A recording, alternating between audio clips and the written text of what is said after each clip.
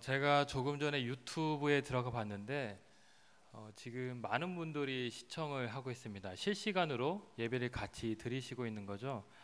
오늘 이렇게 한번 인사를 나누면 좋을 것 같습니다. 여기 나오신 분들도 인사하시고요. 가정에서 지금 예배 드리시는 분들 이렇게 한번 인사하시죠. 온라인 예배도 예배입니다. 온라인 예배도 예배입니다. 네, 감사합니다. 오늘 말씀의 제목은 실패해도 괜찮아입니다. 실패해도 괜찮아. 여러분 요즘 핸드폰에서 울리는 소리 때문에 많이 정신이 없으시죠? 하루가 다르게 상황이 급변하다 보니까 교회에서도 수차례 공지를 보내고 있습니다. 나라에서도 어떤 상황이 발생할 때마다 재난 알림 문자를 실시간으로 보내고 있습니다. 혼란한 때일수록 구체적인 매뉴얼과 지침이 중요하죠. 지침을 잘 준수해야 위기 상황에 잘 대응할 수 있습니다. 우리 신앙도 마찬가지인 것 같습니다. 우리는 하나님의 뜻을 구해야 합니다. 우리에게 주시는 신앙적 지침이 무엇인지를 파악해야 합니다. 그래야 영적인 위기 속에서 우리가 흔들리지 않고 잘 대응할 수 있습니다. 여러분 오늘 본문을 보시면 두 부류의 인물이 등장을 합니다. 바로 하나님의 말씀을 듣는 무리와 또 배에서 그물을 싣는 어부입니다. 말씀을 듣는 무리 또 한쪽에서 열심히 그물을 싣는 어부. 자, 이 두 부류는 인생을 압축적으로 보여주는 한 그림인 것 같습니다. 먼저 말씀을 듣는 무리는 영적인 갈급함을 가지고 살아가는 인간을 잘 보여주고 있죠. 그리고 그물질하는 어부는 육적인 수고와 또 채움이 없이는 살 수 없는 어떤 인간의 운명을 잘 나타내고 있습니다.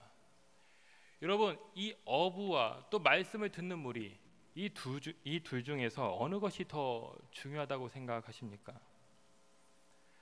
인간은 하나님의 형상대로 지음받은 영적인 존재이죠. 그래서 영의 양식인 말씀을 공급받아야 합니다. 기도하는 가운데 하나님과 교제하고 소통해야 합니다. 그런데 여러분 인간은 또한 물질로 빚어진 육적인 존재입니다. 데살로니가 후서 3장 10절에 보면 일하기 싫거든 먹지도 말라 이런 말씀이 있습니다. 노동이 얼마나 거룩하고 신성한 것인가를 잘 보여주고 있죠. 여러분 영과 육을 구분하고 영적인 일만 신령하고 거룩하다라고 생각하는 것은 이분법적인 구도입니다. 성경적인 관점이 결코 아닙니다. 하나님은 영과 육을 다 창조하신 분입니다. 우리에게는 마르다와 마리아가 다 필요합니다. 노동과 기도와 노동은 본질은 같지만 표현이 다른 신앙의 두 속성인 것입니다. 우리는 이 두 가지 모두를 소중하게 여겨야 합니다. 여러분 오늘 말씀의 배경은 게네사렛 호숫가입니다. 갈릴리 호수에서 있었던 일이죠. 여기서 베드로는 밤새 그물질을 합니다. 그런데 어떻습니까? 한 마리도 잡지 못해서 자존심을 구기고야 말죠. 수고했지만 소득이 없어서 실패한 날이었습니다. 여러분 텅 빈 그물, 이 텅 빈 그물은 마치 인생의 민낯을 그대로 나타내는 것 같습니다. 우리가 얼마나 많은 수고와 노력을 기울입니까? 그런데 뜻대로 되지 않아서 낙심하고 낭망하는 경우 얼마나 많이 있습니까? 얼마 전 어떤 집사님으로부터 이런 문자를 받았어요. 목사님, 코로나 때문에 스타트업 자영업자가 너무 힘들어요. 기도 좀 해주세요. 여러분 이분은 얼마 전에 사업장 두 곳을 오픈한 분이었습니다. 미리 시장도 다 조사하고 주변의 상권도 다 분석하셨어요. 그리고 오픈을 했는데 뜻하지 않게 코로나 사태를 맞은 것입니다. 시작하자마자 어려움을 겪고 있는 것이죠. 여러분 누가 이런 어려움을 예상이나 했겠습니까? 텅 빈 그물은 남의 얘기가 아닙니다. 우리 개인과 우리 공동체와 우리 나라가 당면한 현실입니다. 여러분 그런데 이런 텅 빈 그물을 가지고 있던 그 베드로에게 지금 어떤 일이 일어났습니까? 5장 3절 말씀을 보시면 예수께서 한 배에 오르시니 그 배는 시몬의 배라 육지에서 조금 떼기를 청하시고 앉으사 배에서 무리를 가르치시더니. 여러분 그 넓은 갈릴리 호수 중에서도 하필 예수님은 베드로가 있는 곳으로 가십니다. 한 마리도 잡지 못해서 실패한 그 베드로에게 오시고 그를 만나 주십니다. 비록 베드로는 고기는 잡지 못했지만 그 사라질 고기보다 영원하신 주님, 그 인생의 목적이 되시는 예수님을 지금 만난 것입니다. 여러분, 성경에서 발견되는 중요한 원리 한 가지가 있습니다. 뭔지 아십니까? 하나님은 실패한 자에게 오신다라는 것이죠. 요셉이 구덩이에 빠집니다. 지하 감옥에 갇혔습니다. 정말 내려갈 때까지 다 내려간 것이죠. 하지만 그가 그 시련을 견딜 수 있었던 것은 하나님의 찾아오심, 하나님의 함께하심 때문이었습니다. 여러분, 모세는 완전한 실패자였습니다. 예굽의 왕으로 화려한 삶을 살았지만 미디안 광야에서, 아무도 없는 그 적막한 미디안 광야에서 양을 치는 양치기로 살았습니다. 잊혀진 듯 했죠. 하지만 세상은 모세를 잊어도 하나님은 잊지 않았습니다. 가장 절망 중에 있을 때 그를 부르시고 이스라엘의 영도자로 출애굽을 이끌어내는 그런 인물로 사용하신 것이죠. 다른 인물도 다 마찬가지입니다. 다윗, 욥, 엘리야, 성경의 모든 인물들은 잘 나갈 때 하나님을 만난 것이 아닙니다. 실패했을 때, 수렁에 있을 때, 절망 중에 있을 때 주님이 찾아오시고 그들을 부르셨다라는 것이죠. 이게 놀라운 성경적 원리인 것입니다. 여러분, 지금 어떤 실패 가운데 있으십니까? 뜻한 대로 되지 않아서 어떤 좌절을 겪고 계십니까? 괜찮습니다. 설령 눈앞에 고기가 없어도 절망하지 마십시오. 진짜 실패는 주님의 부재입니다. 주님이 없는 게 실패입니다. 그 실패의 순간에도 주님이 나와 함께 계시다고 한다면 그 사람은 성공한 사람입니다. 주님은 실패한 자를 들어서 역사를 하십니다. 자, 예수님과 베드로가 만났습니다. 예수님이 그 베드로에게 하신 첫 번째 말씀은 무엇일까요? 우리 4절 말씀을 같이 한번 읽겠습니다. 시작. 말씀을 마치시고 시몬에게 이르시되 깊은 데로 가서 그물을 내려 고기를 잡으라. 참 순종하기 어려운 말씀을 하십니다. 그물을 내리라. 여러분, 이게 왜 순종하기 어렵냐면 제가 묵상했을 때 적어도 3가지 이유가 있었습니다. 첫 번째는 적어도 누가복음에 따르면 두 사람이 여기서 처음 만났다라는 것이죠. 여러분, 낯선 사람에게 명령한다는 것이 쉬운 일입니까? 예의에 어긋나는 일입니다. 근데 예수님은 다짜고짜 명령하십니다. 가라, 내리라, 잡으라. 부드럽게 물론 말씀하셨겠죠. 하지만 권유나 청유형이 아니라 명령입니다. 베드로 입장에서 분명 기분 나쁠 수 있는 상황이었습니다. 두 번째 이유는 무엇이냐면 베드로가 베테랑 어부였다라는 것이죠.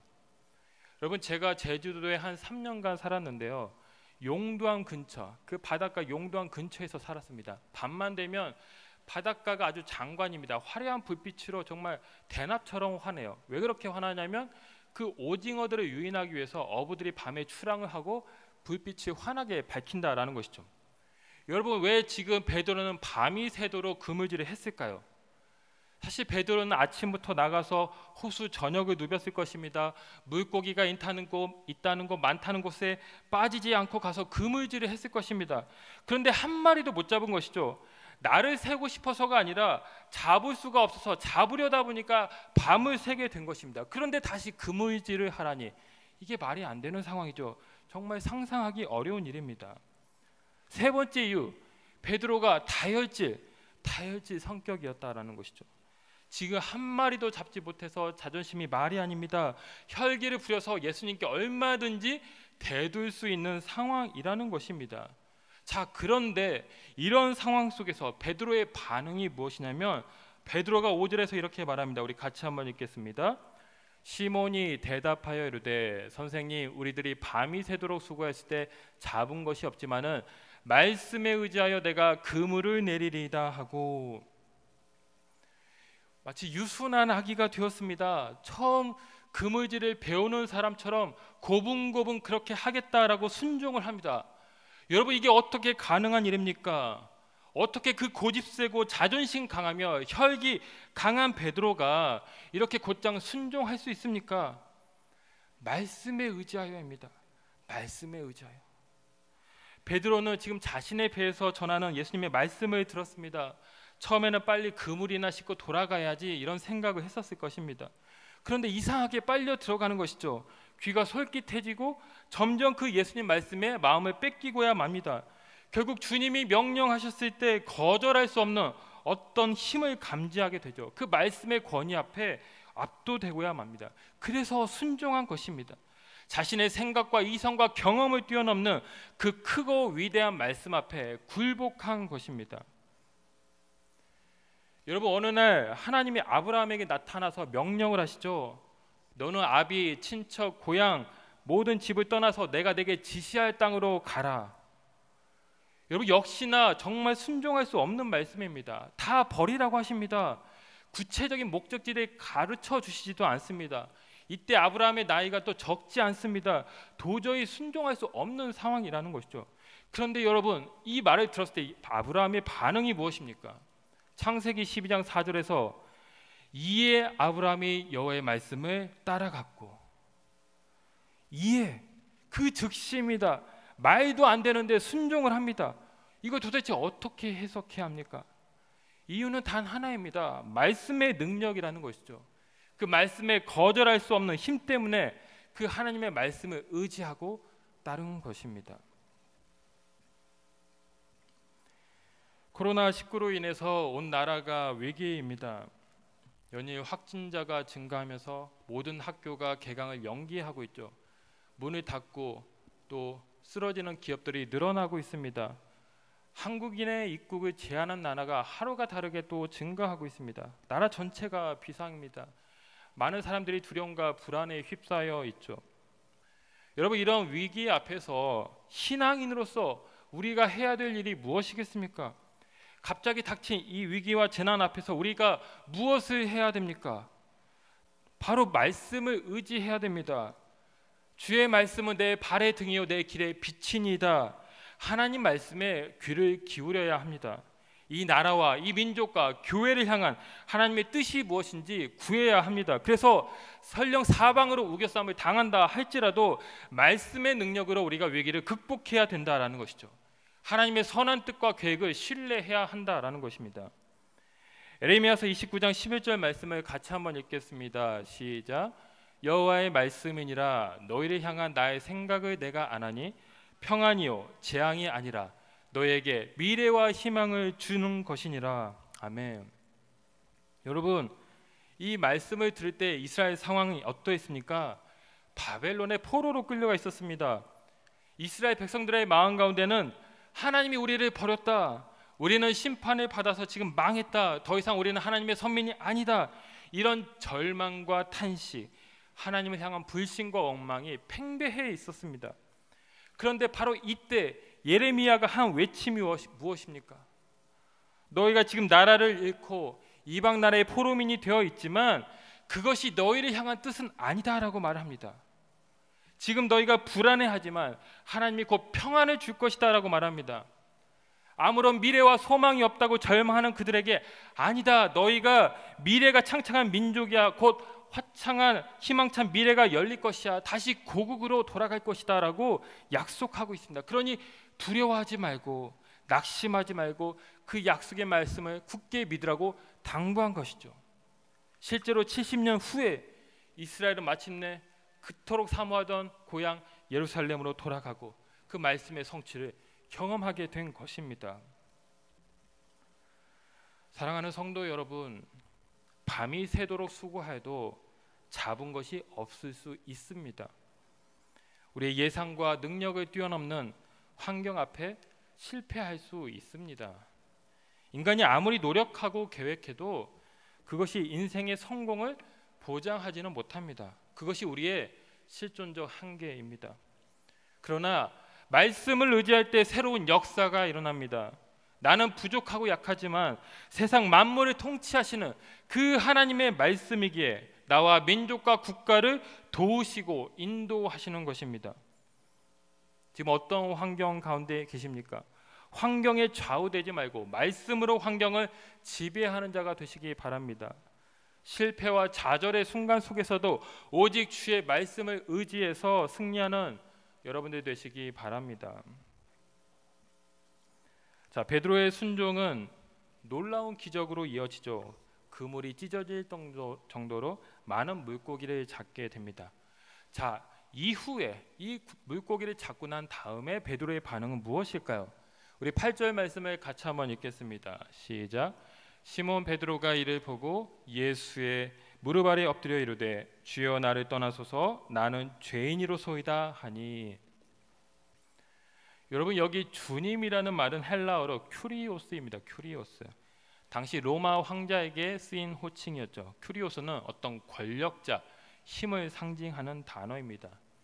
반면에 죄인이라는 말은 아무런 힘과 능력이 없는, 제 힘으로는 아무것도 할 수 없는 그런 상황에 놓인 사람을 뜻하는 말이죠. 은혜와 은덕을 바랄 수밖에 없는 그런 처지에 놓인 사람을 죄인이라고 할 수 있습니다. 정반대의 인물입니다. 여러분, 주님의 말씀이 우리 가운데 들려오고 그 말씀을 붙잡을 때에 어떠한 현상이 일어나는지 아십니까? 나의 정체를 깨닫게 됩니다. 주님, 내가 주님 앞에서 참으로 벌레만도 못한 죄인이군요. 주님, 나를 용서하여 주옵소서. 나를 불쌍히 여겨 주옵소서. 베드로는 지금 단 1분 1초도 주님 없이는 살 수 없는 자신의 연약함과 죄인됨을 직시하게 됩니다. 그래서 그 즉시 엎드리고 기도한 것이죠. 주여 나를 불쌍히 여기옵소서. 나는 죄인입니다. 가장 원시적이지만 주님의 은혜를 간절하게 구하는 그런 본질적인 기도를 드린 것입니다. 여러분, 느헤미야는 주전 5세기에 활동한 선지자입니다. 그 무너진 예루살렘 성벽을 수축하고 이스라엘 백성의 영적 재건에 앞장선 자이죠. 이 느헤미야서 8장을 보면은 마침내 성전의 벽을 재건한 후에 모든 이스라엘 백성들을 다 모으고 하나님의 말씀을 낭독하게 됩니다. 성벽을 세우기는 했지만 그 백성들의 무너진 마음을 일으켜 세워야 했기 때문에 와해된 신앙을 다시금 하나로 결집시키기 위해서 말씀의 성회를 배설한 것이죠. 자, 7일 동안 그 말씀을 다 읽고 묵상한 다음에 그리고 어떤 일이 벌어졌습니까? 9장 1절 2절에 이런 말씀이 있습니다. 그달 29날에 이스라엘 자손이 다 모여 금식하며 굵은 베옷을 입고 티끌을 무릅쓰며 모든 이방 사람들과 절규하고 서서 자기의 죄와 조상들의 허물을 자복하고 했습니다. 주님, 나는 죄인입니다. 우리는 죄인입니다. 우리 민족을 불쌍히 여겨 주옵소서. 하나님 앞에 통회하고 기도하는 역사가 일어납니다. 기도의 물꼬가 터진 것입니다. 여러분, 우리가 주님의 말씀을 의지한다면 그 다음 우리가 해야 될 일은 무엇입니까? 기도입니다. 기도. 음식을 먹기만 하고 운동을 하지 않으면 체하게 됩니다. 소화불량에 걸립니다. 체격은 있는데 체력은 없는 그런 불균형으로 이어지죠. 경건의 모양만 있고 경건의 능력을 상실하게 됩니다. 여러분, 하나님의 말씀을 받았다면 이제 그 말씀을 기도로 소화해야 합니다. 무릎 꿇고 주님께 나아가야 하는 것이죠. 그래야 그 말씀이 은혜가 됩니다. 내 삶을 변화시키는 실제가 되는 것입니다. 디모데전서 4장 5절에 보면 하나님의 말씀과 기도로 거룩하여집니다 라고 말하고 있습니다. 말씀과 기도는 신앙의 두 축, 뗄래야 뗄 수 없는 두 기둥이다라는 것입니다. 오늘은 사순절 첫째 주일입니다. 사순절은 주님의 순환과 십자가를 기념하고 묵상하는 아주 귀한 절기이죠. 지난주 수요일, 제후 수요일부터 우리는 40일 금식 기도를 실시하고 있습니다. 장로님과 목회자 또 성도님들이 매일 말씀을 묵상하면서 기도하면서 자신의 죄를 회개하고 나라를 위해서 기도하고 있습니다. 여러분, 오늘은 또 특별히 3.1절 기념 주일입니다. 정확히 101년 전 오늘 전국 방방곡곡에서 수천 명의 학생과 노동자와 또 주부들이 대한독립 만세를 외치면서 만세 운동을 일으켰습니다. 많은 그리스도인들이 민족의 구원이 있어야 개인의 구원도 있다면서 잠자던 사람들의 민족 의식을 고취시켰고 독립운동을 이끌었습니다. 여러분, 이 선조들의 숭고한 희생의 빚을 지고 있는 우리가 오늘 해야 될 일은 무엇이겠습니까? 나라를 위한 기도입니다. 선조들이 외쳤던 그 3.1운동의 세 가지 정신, 민주주의와 평화와 비폭력, 이 정신이 오늘도 계승되고 활발하게 살아 움직일 수 있도록 우리가 사회 곳곳에 이것들이 스며들 수 있도록 기도해야 된다는 것이죠. 무엇보다 코로나19로 인해서 고통당하고 지금 절망 중에 있는 이 땅을 위해서 우리가 합심해서 기도해야 한다라는 것입니다. 시편 32장 6절에서 다윗이 말합니다. 이로 말미암아 모든 경건한 자는 주를 만날 기회를 얻어서 주께 기도할지라 진실로 홍수가 범람할지라도 그에게 미치지 못하리이다. 여러분, 기회를 얻어서 기도하라고 말씀하십니다. 시간을 내고 의지적으로 하나님 앞에 결단하여서 기도하라는 것이죠. 기도가 그냥 되는 것이 아니기 때문에 기회를 얻어서 작정하고 하나님 앞에 의지적으로 시간을 들여서 기도할 때 마침내 모든 홍수가 아무리 범람할지라도 미치지 않게 될 것이다 라고 우리에게 약속하신 것입니다. 주중 공예배가 가정예배로 대체됐습니다. 모든 소그룹 모임이 연기되었습니다. 사상 초유의 일이죠. 그러나 아무리 그렇다 할지라도 주님을 향한 우리의 기도는 결코 중단될 수 없습니다. 계속되고 활활 타올라야 합니다. 여러분 각자 있는 자리에서 이 기도에 꼭 동참해 주시기 바랍니다. 기회를 얻어서 기회를 잡아서 나는 약하지만 강하신 주님께 기도하시기 바랍니다. 모든 문제보다도 크시고 문제의 해결자 되시는 주님께 엎드려 기도할 때에 우리 교회와 민족은 다시금 일어설 줄로 믿습니다. 여러분 이제 10절 말씀을 같이 한번 읽겠습니다. 10절입니다. 시작. 세베대의 아들로서 시몬의 동업자인 야고보와 요한도 놀랐습니다. 예수께서 시몬에게 이르시되 무서워하지 말라. 이제 후로는 내가 사람을 취하리라 하시니. 자, 여러분 서두에서 제가 그런 말씀을 드렸습니다. 영이나 육이나 다 중요하다. 육은 결코 천하거나 열등한 것이 아닙니다. 몸을 지닌 인간은 노동을 해야 합니다. 어부는 베드로가 취할 수 있었던 최선의 직업이죠. 베드로는 그 고기 낚는 일로 가족을 책임지고 부양했던 성실한 그런 자였습니다. 자, 그런데 이 베드로의 직업이 부인할 수 없는 한 가지 사실이 있었습니다. 베드로의 직업 가운데 그것은 무엇이냐면 지극히 개인적인 유익을 위해서 그가 일했다라는 것이죠. 그는 자신과 가족을 부양하는 일에 힘썼지만 딱 거기까지였습니다. 그의 삶의 반경은 갈릴리 호수였습니다. 국한되어 있었습니다. 그가 만난 사람은 그의 동료가 전부였습니다. 그는 오직 어떻게 하면 더 많은 고기를 잡을 수 있을 것인가 여기에 골몰해 있었습니다. 다시 말해서 베드로는 지극히 세속적이고 물질 중심적인 사람이었다라는 것이죠. 그런데 예수님을 만나고 나서 그의 삶이 180도 바뀌게 됩니다. 내가 이제 사람을 취하리라. 그물의 대상이 바뀝니다. 고기가 아니라 사람입니다. 잡아서 제 배를 불리는 자가 아니라 이제 남을 살리는 자가 되라고 말씀을 하십니다. 세상의 성공을 추구하던 자에서 이제 주님의 영광을 위해서 일하는 자가 되라고 말씀을 하십니다. 사명을 주신 것입니다. 여러분 지금 어떤 사명을 갖고 계십니까? 무엇을 추구하면서 살아가십니까? 요즘 뉴스를 볼 때마다 참 마음이 아픕니다. 교회를 향한 비난이 너무도 거칠고 심합니다. 심지어는 신천지와 동급으로 취급하는 경우도 보게 되죠. 왜 이렇게 되었을까? 근거 없는 오해도 있고 교회를 향한 적대적인 언론의 보도도 있을 것입니다. 그런데 우리 가운데 혹 주님이 주신 그 교회적 사명을 우리가 잃고 살기 때문에 그렇게 된 것은 아닐까 하는 생각을 해봅니다. 주님이 주신 사명을 잊고 사람보다는 자꾸 고기를 찾고 세상의 욕망과 성공을 쫓다 보니까 능력이 사라지고 세상의 근심의 대상이 된 것은 아닌가 하는 생각이 드는 것이죠. 여러분 기독교 역사상 초대교회처럼 극심한 박해와 핍박을 받은 교회도 없습니다. 통계에 따르면 약 300년 동안 무려 60만 명의 그리스도인이 순교를 당했습니다. 사자의 밥이 되고 화형에 처해지고 십자가에 달리면서 수많은 사람들이 믿음을 가졌다는 이유로 순교하게 되었다라는 것이죠. 그런데 여러분 놀라운 것은 그런 고난과 핍박에도 불구하고 기독교인의 숫자는 계속해서 늘어났다라는 것입니다. 폭발적으로 증가했습니다.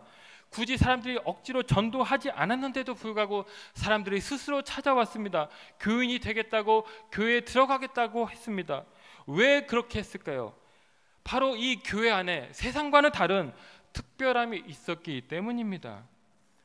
이들은 신분 고하를 막론하고 누구나 다 환영했습니다. 귀족이나 종이나 다 똑같이 하나님의 자녀로 바라본 것이죠. 높은 수준의 사회적 안정을 제공했습니다. 세상에서는 천대받고 갈 데가 없어도 교회만 가면 사람들이 따뜻하게 맞이해주고 먹을 것을 줬다라는 것이죠. 역병 같은 재난이 닥쳤을 때 사람들은 시신을 그냥 봐도 방치했습니다. 전염병에 옮는다고 아무도 거들떠보지 않았어요. 하지만 그리스도인들은 자신과 상관없는 시신임에도 불구하고 정성스럽게 매장을 해줬습니다. 병에 걸림에도 상관없이 그렇게 두지 않고 최선을 다해서 사랑하고 돌봤다라는 것입니다. 새신자들이 오면 정성껏 사랑으로 가르치고 잘 정착할 수 있도록 목양했습니다. 여러분, 기독교는 세상에서 볼 수 없는 특별한 가치가 있었습니다. 환대와 사랑과 그 아름다운 돌봄이 있는 곳이었어요. 그래서 수많은 사람들이 그 목숨의 위협에도 불구하고, 그 로마의 협박과 그 반대에도 불구하고 기독교에 들어가고 그 안에서 주님을 예배했다라는 것입니다. 여러분, 오늘 우리는 어떻습니까? 이런 사명자의 모습을 가지고 있습니까? 세상에 썩을 고기가 아니라 잃어버린 그 영혼을 위해서, 하나님의 나라와 영광을 위해서 우리가 살고 있습니까? 감사한 것은 교회는 여전히 이 시대의 소망임을 믿게 됩니다. 우리 주변에는 지금도 묵묵히 주님을 위해 헌신한 사명자들이 많이 있습니다. 매일 나라와 민족과 교회를 위해서 기도하는 권사님들, 집사님들, 우리 장로님들, 이 시대의 사명자입니다. 목원들의 그 영적 성장을 위해서 눈물로 기도하고 양육하는 우리 목자님들, 이 시대의 사명자입니다. 지금도 주님을 알지 못해 죽어가는 그 열방을 위해서 복음의 씨앗을 뿌리는 선교사들, 이 시대의 사명자입니다. 삶의 터전에서 그리스도의 선한 영향력을 끼치고 선교적 삶을 살아가는 모든 그리스도인들, 이 시대의 사명자입니다. 특별히 코로나19의 종식을 위해서 쉬지 않고 진료하는 의료진들, 상황 통제를 위해서 쉴 틈 없이 대응하는 관리 공무원들, 구석구석 방역 활동에 힘쓰는 모든 이들, 소외된 이들에게 전해주라면서 마스크를 기증한 익명의 시민들, 모두 이 땅의 선한 사명자들입니다. 그렇습니다. 우리가 각자의 자리에서 하나님의 사명자로 헌신할 때 하나님은 이 민족을 다시금 일으키시고 새롭게 하실 것입니다.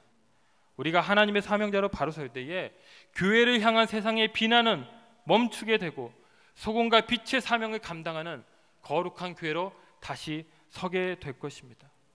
여러분, 말씀을 마무리합니다. 오늘 주님께서 베드로에게 고기를 낚으라 명하시면서 특별히 10절 말씀에 보면 이런 한 가지 조건을 더 다십니다. 이제 후로는 내가 사람을 취하리라. 이제 후로는, 즉 나중에 좀 여유가 되면, 먼 훗날, 먼 미래가 아니라 지금 당장, 지금 이 순간부터 사명자로 살 것을 강렬하게 촉구하시고 명령하신 것입니다. 그리고 그 명령을 들었을 때 베드로는 지체하지 않고 반응을 했습니다. 11절 말씀을 마지막으로 같이 읽겠습니다. 시작. 그들이 베드로의 육지에 대고 모든 것을 버려두고 예수를 따르니라. 새로운 하나님의 사명 앞에 베드로와 제자들은 꾸물거리지 않았습니다. 지체하지 않고 주님만 따르기 위해 이전에 내가 붙들고 내가 추구하고 내가 사랑했던 모든 것을 다 내려놓고 주님만을 바라보면서 주님을 따르는 제자가 된 것입니다. 혼탁하고 어지러운 시대에 주님은 오늘 세 가지 영적인 지침을 주십니다. 말씀 위에 굳게 서라, 기도하며 나아가라, 사명으로 헌신하라. 어떤 실패 가운데 있습니까? 다른 거 다 없어도 주님이 우리 가운데 계시니 괜찮습니다. 날 아시고 날 사랑하시는 그 주님이 있어서 괜찮습니다. 주님의 말씀을 더욱 붙잡으시고 의지하시기 바랍니다. 무릎으로 기도하시고 지금 즉시 결단하셔서 실패의 자리를 위대한 승리의 자리로 바꾸는 저와 여러분들 다 되시기를 주님의 이름으로 축원합니다. 기도하겠습니다. 아버지 하나님, 우리 가운데 많은 어려움과 공고함이 있습니다. 실패가 있습니다. 많은 절망과 위기 가운데 우리가 놓여 있습니다. 하나님, 우리의 모든 상황과 형편을 아시지요. 하나님, 우리를 긍휼히 여겨 주시옵소서. 우리의 힘으로는 아무것도 할 수 없고 우리의 상황으로는, 우리의 힘으로는 통제할 수 없는 이 모든 현실 앞에서 주님만을 바라보오니 하나님 역사하여 주시옵소서. 감사한 것은 주님이 지금 이 순간에도 우리를 사랑하시고 우리와 함께 계신다는 사실에 우리가 주님께 찬양을 드립니다. 아버지 하나님, 나와 함께 하시는 그 주님 안에서 더 우리가 용기와 희망을 얻고 주님을 바라보게 하여 주시옵소서.